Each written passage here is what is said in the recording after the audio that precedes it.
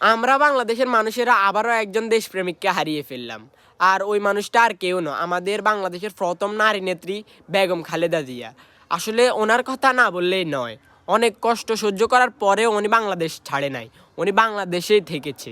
ইতিহাস একটু একটু পড়ে বা শুনে যা বুঝলাম, বেগম খালেদা জিয়া এই বাংলাদেশটাকে অনেক ভালোবাসতো, তার মাতৃভূমিকে সে অনেক ভালোবাসতো।